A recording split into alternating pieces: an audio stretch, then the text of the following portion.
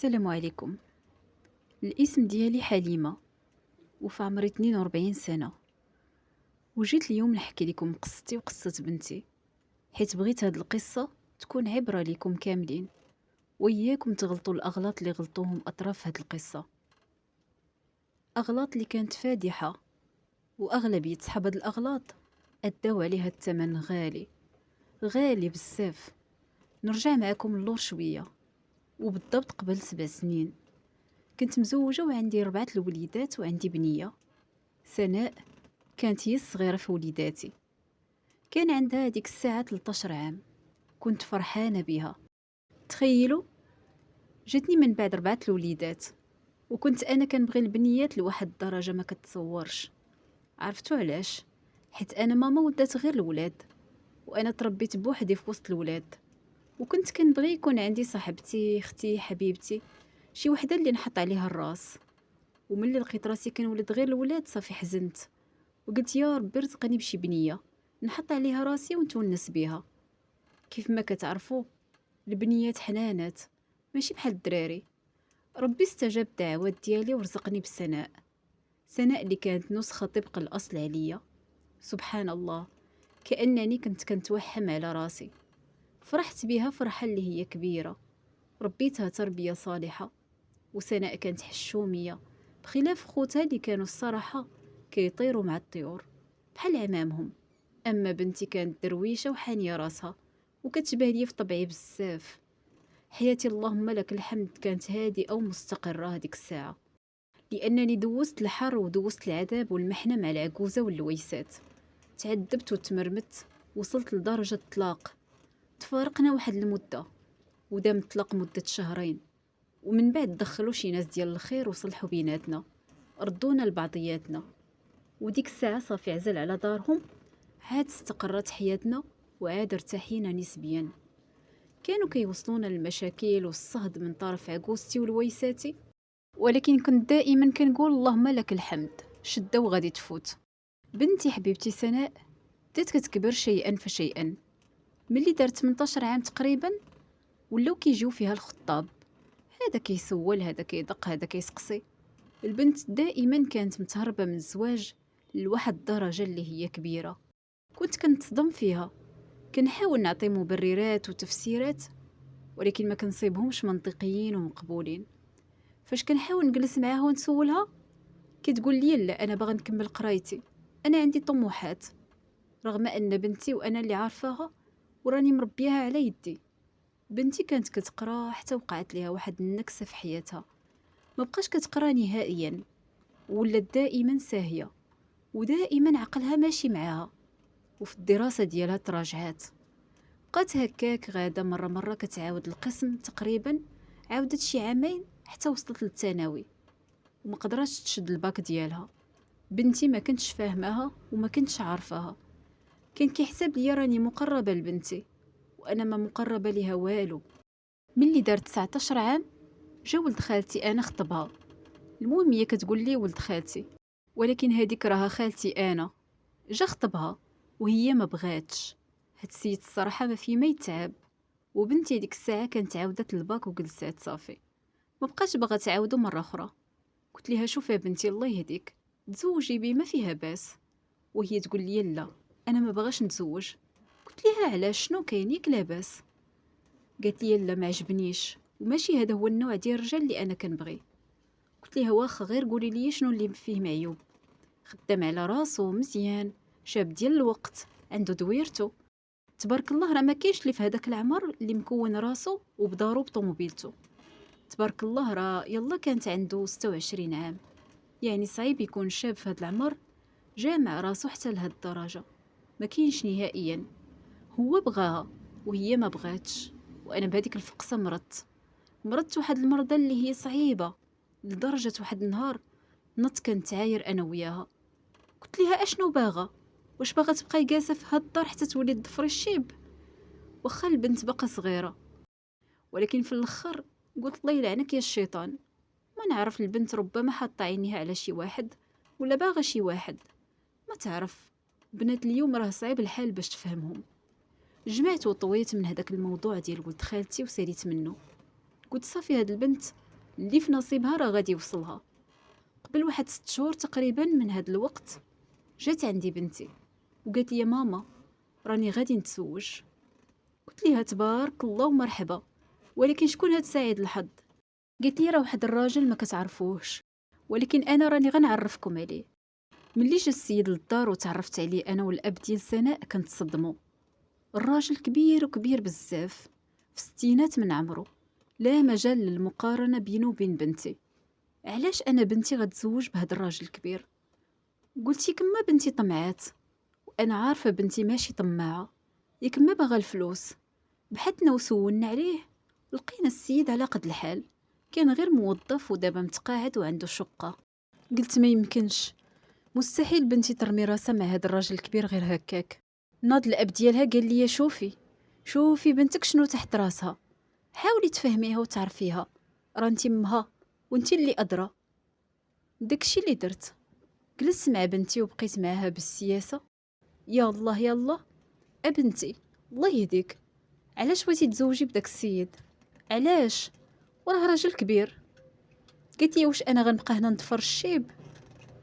قلت ليها ما يمكنش، اش من الشيب غادا تضفري وانت يلا عندك 20 عام، شنو كتخربقي بنتي؟ قالت لي لا، انا هذا منو نخلق، كاع البنات صحاباتي تزوجوا وكل شي تزوج، بقيت غير انا. قلت لها ابنتي هداك الله، شنو كتخربقي؟ راه الزواج قسمه ونصيب، وزيدون سمحتي في ولد خالتي اللي تبارك الله الف بنت تتمناه، وبغيتي تزوجي بهذا الراجل الشيباني. اي الشيب ماشي عيب، ولكن كل واحد كيدي شي حد اللي قدو، هو اللي غادي يتفاهم معاه. قلت لها لنفرض غير واحد 20 عام غتلقيه مشى للقبر، ايوا مالك ترملي وانتي باقا صغيره، حنا عارفين الاعمار بيد الله، ولكن علاش بنتي هاد التسرع وعلاش هاد عدم التفكير؟ كنعيا نعيا نوضح ونهضر معاها بالمنطق، وكنلقى راسي غير كنخربق. البنت مصره على كلامها، شفت حتى عييت، وفي الاخر قلت اللي دارها الله هي اللي كاينه. البنت بقات مصره، تزوجت هي وهداك الراجل. الاب ديالها بغى يموت بالفقصه، قال واش انا بنتي الوحيده نزوجها لراجل شيباني بحال هكذا؟ حاول انه يهضر معاه ويقرب منه باش يفهم علاش هاد البنت لاصقه فيه. الاخر كيقول لي انا بغيتها وهي بغاتني. المهم تزوجت بنتي ومشات لدار راجلها. تخيلوا شهر ما جات عندي ما مشيت عندها، حيت انا كنت غضبانه وما راضيش على هذاك الزواج وما باغاهش نهائيا. وملي داز الشهر قلت الله يلعنك يا الشيطان، خليني نمشي نطلع على بنيتي ونشوفها.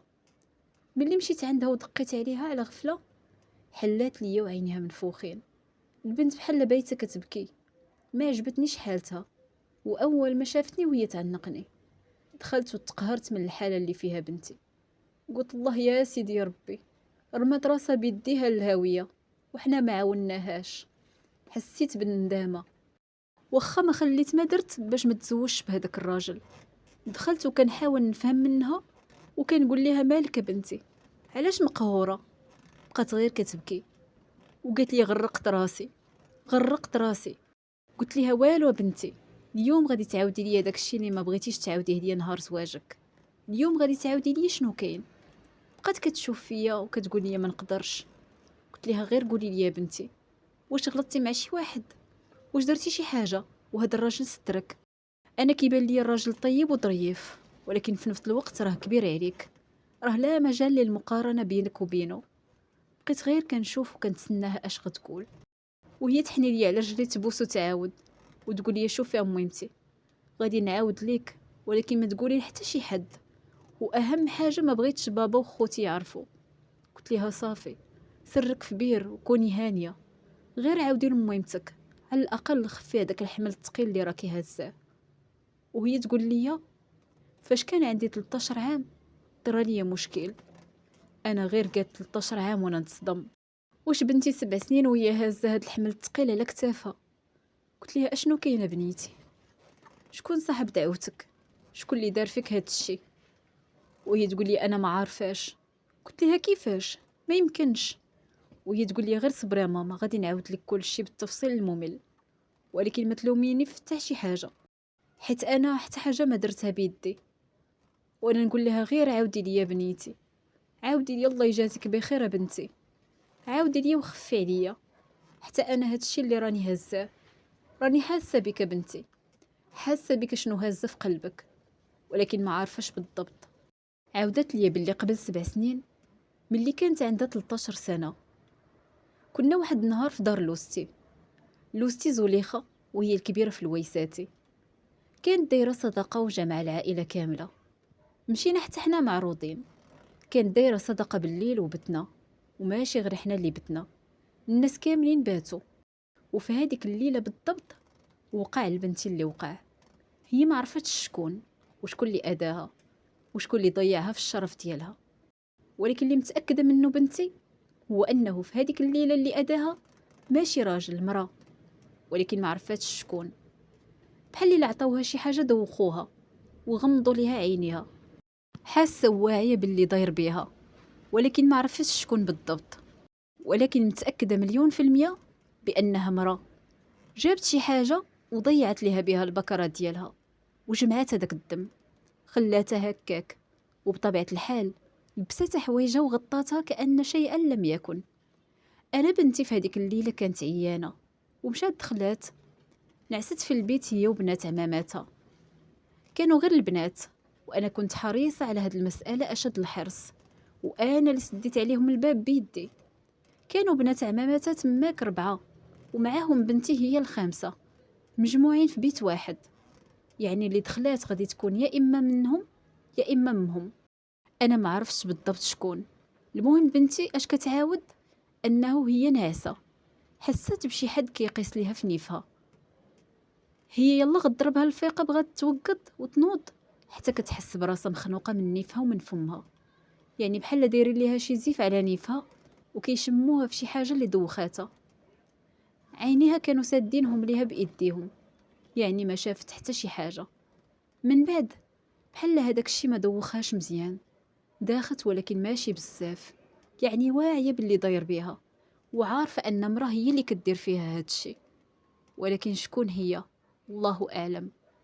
ملي ضرباتها الفيقه ديال بصح، مشات وتاكدت من راسها باللي فقدات الشرف ديالها، بقات غير مصدومه. وفعلا انا ملي كنرد السين اللور وكنتفكر ان بنتي في هذاك الصباح كانت بنت واحده اخرى ما فهمتهاش، تصدمت فيها، ما عرفتش مالها. غادي تقولوا مع راسكم هذا اللي دار هاد الشي اشنو الهدف ديالو؟ واش غير يضيعها؟ واش غير يحطم ليها حياتها؟ لا اكيد. انا لحد الان ولحد ما حكيت لكم راني ما عارفه وما فاهمه والو، وبنتي حتى هي.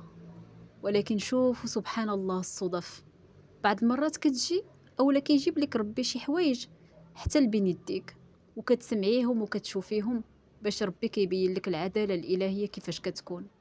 عاهدت بنتي باش ما غاديش نفضح اللي كاين وسترتها، وقالت لي هي ملي صابت هذا الراجل اللي غادي يسترها وما غيسق ليها حتى شي حد الخبار، اضطرت انها تضيع حياتها معاه، واخا راه كيعاملها معامله حسنه وما عمرو ما اداها ولا كيقرب ليها.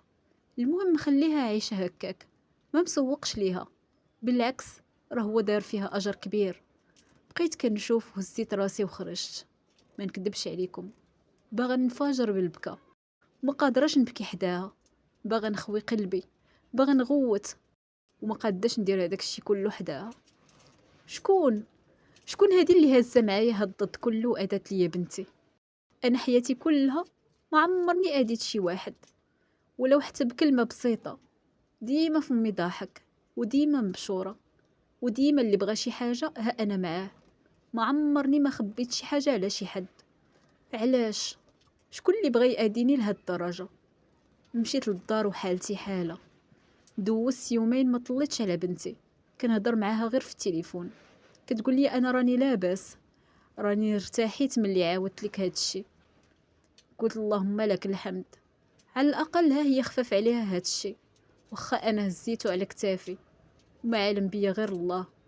جات عندي بنت لوستي وقالت لي بلي خالتها زليخه اللي هي لوستي الكبيره بلي راها حالتها حاله، وكيقولوا بحال والو اليوم ولا غدا غادي تمشي عند الله، الاعمار بيد الله. ولكن كانت حالتها صعيبه بزاف، وقالت يلا نمشيو نطلعوا عليها ونتسامحوا معاها، اليوم الدنيا وغدا الاخره. واخا ما فيا ما يمشي، وربي اللي عالم بيا هزيت راسي ولبست جلابتي ومشيت معاها. طلينا عليها. الصراحه اش غنقول لكم، الحاله ديال زليخه حالتها حاله، واحد الحاله اللي ما تبغيهاش لعدوك. جاه واحد المرض اللي صعيب ونادر لدرجه الاطباء ما عرفوهش وما لقاوش ليه حتى شي حل.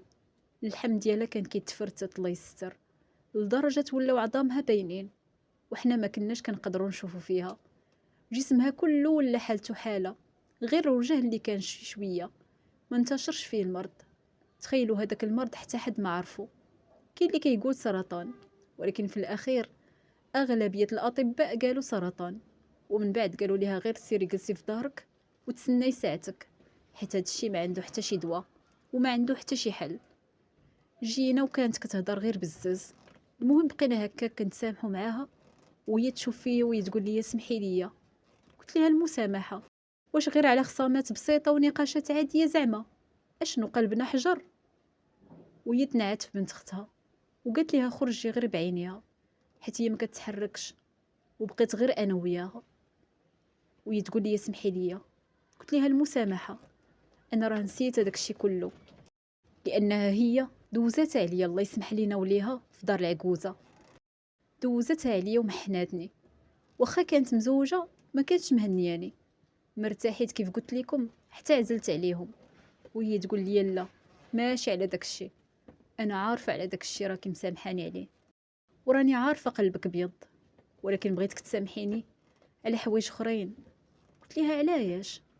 قالت لي المهم بغيتك تسامحيني على اي حاجه درتها فيك ديال السوء. قلت لها انا اللي درتيه فيا راني مسامحك عليه، انا كنهضر بنيتي. وهي تقول لي لا سامحيني على اللي عارفه وعلى اللي ما عارفاش. بقيت كنشوف وهي تقول لي شوفي حاجه وحده، طلبي من بنت خويا اللي هي بنتي سناء، طلبي منها تسمح ليا. انا غير قالت لي بنت خويا وانا نتصدم، ما نكذبش عليكم كانني تجمدت وبقيت غير كنشوف فيها. قلت لها هيك قبل 7 سنين، وهي بقات غير كتشوف فيا وكتشوف فيا. تخيلوا العينين ديالها بقات مده ما كترمش، لدرجه انني شدتني تبوريشه. خرجت وبقيت جالسه على برا. خرجت نيشان، ما بغيت نشوف حتى حد ما يشوفني حد في هذاك المنظر. خرجت وبقيت كنبكي نبكي نبكي، والو الدموع ما بقاوش باغيين يتحبسوا. غادي تقولوا لي شكون اللي اكد لك وهي ما قالت لك حتى شي حاجه؟ انا غادي نقول لكم. تفكرت واحد الحادثه وقعت وهي اللي اكدت لي باللي فعلا لوستي هي صاحبه الفعله، هي مولات الادى اللي حطم بنتي. ومن بعد الصداقه، هي بعدا هاد لوستي كان الزوج ديالها لاباس عليه لواحد الدرجه كبيره، وهي مرزقهاش الله بوليدات معاه، والطبيب اكد ليها باللي مستحيل انها تولد نهائيا. ورغم ذلك السيد جالس معها، ولكن هي عندها هذاك التخوف انه في يوم من الايام غادي يسمح فيها او غادي يتزوج ويجيب مرة اخرى، لانه خاصو يولد وليدات، خصوصا انه كان ميسور وعنده اللي يتحرق ما يتم. هي كانت ديما كدير العرايض والزرود في دارها، وديما جامع الناس وديما كثرت الصدقات. ولكن الله يسمح ليا ماشي كنهضر فيها، ولكن كنقول غير ان هي ما كانش كدير هذاك الشيء لوجه الله، كانت كديرو غير من اجل باش تبان وتفتخر على الناس.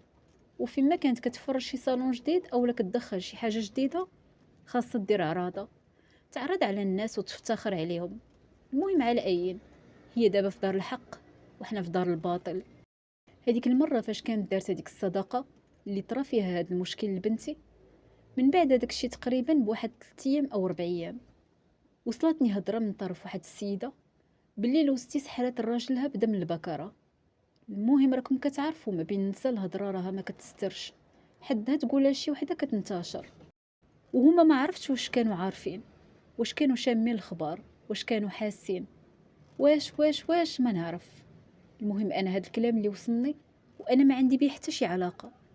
من طبيعتي ما كنبغيش نجبد اعراض الناس وما كنبغيش نهضر في شي حد، وصافي كل واحد ليه الله، واللي دار شي حاجه راه غادي يخلصها سوا في الدنيا سوا في الاخره. هاد لوستي هادي اشنو طرا ليها من بعد؟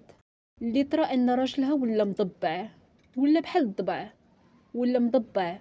اللي قالتها ليه كيقول لي بسم الله، لدرجه كل شي رد ليه البال، كل شي عاقبيه. كل شي حس بيه، كل شي عرف أنه غير طبيعي. وهي اللهم اغفر لنا ولها كانت يعني كتآمن بالسحر. كنا عارفينه كاين، ولكن هي كانت كتطبقه. السحر والشعوذة كان هداك الشي عندها كتموت عليه، كانت كتقول هذا هو الحل، هو السبيل، وهو النجاة من هذا المشكل اللي هي فيه، حيت ما عندهاش الولاد. المهم السيد رجع مضبع لواحد الدرجة كبيرة، حتى الأم ديالو كانت كتفقس، بقات كتفقس مسكينة، حتى ادامو الأمانة أمانته. بقى هكاك هكاك حتى لواحد النهار طرا ليه واحد المشكل مع واحد السيد، كان نصب عليه واحد النصبة خايبة، دالي تقريبا نصف الأملاك ديالو، حدو خلى ليه هذيك الفيلا اللي ساكنين فيها والطوموبيل وشي فلوس اللي كانوا عنده مخبيين في الدار. داكشي اللي بقى ليه. على داكشي مرض وبقات صحته كتدهور اللور. هي الله يسمح ليها، عوض ما تفيق السيد لطاعة الله بقات عليه بالشعوذة، زادت كملت عليه، بقات عليه يالله المجامر ها البخور ها هادي، بقات عليه هكاك. السيد بدا كيدبال وصحته كتفنى نهار على نهار، حتى دامو الأمانة أمانته، توفى. ومن بعد تقريبا 3 سنين مورا هذيك الحادثة، يعني قبل هادي واحد 4 سنين، توفى وخلى ليها هذيك الفيلا والطوموبيل وهذيك شويه ديال الفلوس اللي عندها في الدار. هي كتقول باللي ما خلى لينا حتى ريال، لان هذوك الفلوس اللي كانوا عنده خسرهم على صحته، يعني بقات ليها غير الفيلا والطوموبيل. صافي بقات هكاك جالسه. والسيده اش غنقول لكم، بحال عاد ولات عايشه الحياه، بحال عاد ولات انسانه اخرى، كانه كان واقف ليها شوكه في الحلق، وبالعكس هو كان ظريف ومهلي فيها وما مخليها مخصوصه من حتى شي حاجه. على ايين دوزت تقريبا واحد 6 شهور من بعد الموت ديال راجلها، وهنا فين حياتها كتقلب 180 درجه. جاه الحرق في الراس، وبقات غاده من طبيب لطبيب، وكل واحد وشنو كيقول ليها، ديري هادي ديري هادي ديري هادي. المهم ما وضحوش ليها نهائيا اشنو عندها. بقات هكاك باعت الطوموبيل حتى ما كانش عندها باش تداوى، باعت هذيك الطوموبيل وبقات كتخسر على صحتها. تخيلوا راه ما كانش كترتاح، من طبيب لطبيب، من طبيب لطبيب، لدرجة خرجت على برا باش تداوى. بقات هكاك شويه باعت الفيلا حتى هي، وشرات واحد البرطمه صغيره حيت صافي. تخيلوا شي انسان عنده الحريق في راسو دائما، في الصباح في الليل، ما كيرتاحش نهائيا، راه ما يمكنش، راه واخا يخسر الغالي والنفيس غير باش يرجع صحيحته. بقات هكاك فجاء هاد المرض. في البدايه كان اللحم ديالها كيطيب، بحال مثلا إنا نعست على جنبها كتنوض كتلقى داك الجنب كله طيب، نعست على الجنب الاخر كذلك، نعست على الظهر كذلك. ومن بعد ولا هذاك المرض كيتطور، حتى كيف قلت لكم وصلت لاخر مرحله. هي فاش بدا لحمها كيتفتت، هذيك الساعه الاطباء قالوا ليها غير سيري، ما عندنا ما نديرو ليك، تسناي ساعتك. بقات هكاك حتى داموا الامانه امانته. فهاد الفتره كلها المهم انا عاودت على بنتي فاش عرفت داك الشيء، يعني امتى عرفت وتاكدت بان لوستي هي صاحبه الفعله في الموت ديالها. ملي توفات ونهار الجنازه بالضبط جات بنت لوستها واحد الانسانه اش غنقول لكم، ظريفه، ولكن بحال اللي خطاها الصواب في هذيك اللحظه. الصراحه ما كانش تعاود ليا هاد الشيء، قالت لي راه لوستك اشنو دارت وشنو دارت في بنتك، وراه سحرات راجلها، ها علاش وعلاش. يعني هادوك الشكوك اللي كانوا في راسي كاملين هي اكدتهم ليا 1,000,000%.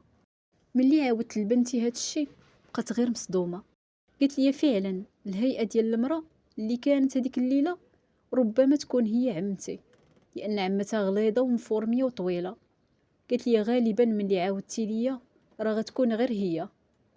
قالت لي في خبارك ماما بين هاد الفتره كلها خلال 7 سنين ما كاينش شي ليله اللي ما دعيتش فيها على مولات هاد الفعله، في كل ليله كندعي عليها وندعي، ما كنغمض عيني ونعس حتى كنشبع دعاوي فيها. يعني الناس كتحط راسها وتبقى تقول اذكر النوم، وبنتي كانت كتبقى تدعي على اللي دار فيها هاد الفعله. قلت سبحانك يا جليل. شوفوا هاد الانسانه كيفاش ادت بنت خوها بهاد الطريقه للغايه في نفسها، غير باش هذاك السيد يبقى معاها ويبقى تحت يديها، تآدي العالم وما كيهمهاش. شوفوا الشيطان فين كيوصل الانسان. المهم اللي عرفنا كل شيء قلت لبنتي صافي بنيتي، طلقي من هاد السيد، ما انتي جالسه مرتاحه معاه ما حتى شي حاجه. قالت لي لا ما نقدرش، هاد السيد دار فيا خير ودار فيا اجر، وهو دابا حاليا راه محتاج ليا. قلت ليها علاش بنتي؟ قالت لي ما عرفتش، راه ولا مريض ولا حالته حاله، وانا دار فيا اجر وخير وما يمكنش نسامح فيه. بنتي مسكينه قلبها كبير وما كتنساش اللي دار فيها الخير. بقات مع هذاك السيد، تخيلوا، عاملاته معامله حسنه وتهلات فيه. هو كان بصحيحته، غير هو كيحس براسو ماشي هو هذاك، بحال اللي بدا كيمرض وبدا كينتكس. بقات معاه تقريبا مده شهر ونص. دار ليها الطوموبيل في سميتها بمحض الاراده ديالو، ماشي هي اللي رغمت عليه ولا قالت لي مقابل الخدمه ديالي ليك نهائيا. وانا كنعرف بنتي اش كتسوى مزيان. هو ملي شافها كتعامل معاه بديك الطريقه، شد هذيك الطوموبيل وكتبها ليها في الاسم ديالها، ومن بعد قدامه الامانه امانته، مشى عند الله. المهم ورثات واحد البركه بسيطه، لانه كانت عنده غير البرطمه، يعني بقات لوليداتو. هذاك الشيء اللي ورثات. اللهم لك الحمد. الحمد لله اللي ما اداتش هاد السيد وخلاته بوحدو بعد ما تهلا فيها. حتى هو راه سترها ودار بزاف ديال الحوايج على قبلها، وربي جازاها بهذاك المبلغ اللي بسيط. ولكن الحمد لله اللي خرجت طريفه وخرجت سالمه، ما وقعت لا فضيحه لا حتى شي حاجه. هذا هو الرباح، هذا هو الفضل، هذا هو الاهم. ربي راه حنين وكريم. احنا حياتنا كلها وحنا عايشين دراوش وعايشين مستورين، ما كناش باغيين الفضيحه نهائيا. ولو كنا عرفنا في هذاك الوقت كان ممكن توقع شي كارثه، وممكن توقع شي قطيعه، او ممكن يوقعوا بزاف ديال الحوايج من غير القطيعه، لان هاد الشي ماشي ساهل. راجلي اليومنا هذا ما عارف حتى شي حاجه، وكنتمنى ما عمرو يعرف، لانه علاش ما باغاش ناديه وما باغاش نخليه يبقى حاقد على اختو. وهي مشات عند الله، بغيتو يعيش مرتاح، لانني انا براسي فاش عرفت هذاك الشيء تألمت ونفسيتي تدمرات. ولكن ربي كبير، باش ما درتي يا ودي راه كتودي. هي أداة وظلمات وطغات وتجبرات، ولكن نالت الجزاء ديالها في الدنيا وفي الآخرة. هذاك الشي بينها وبين اللي خلقها. ولكن اللي متأكدة منه أن بنتي ما مسامحاش ليها، لا دنيا ولا آخرة، حيت أداتها وعذباتها. راه 7 سنين وهي عايشة العذاب. كانت هذه قصتي وقصة بنتي اللي حبيت نشاركها معكم للعبرة. كنتمنى أنكم تكونوا سمعتوها حتى الآخر. والسلام عليكم.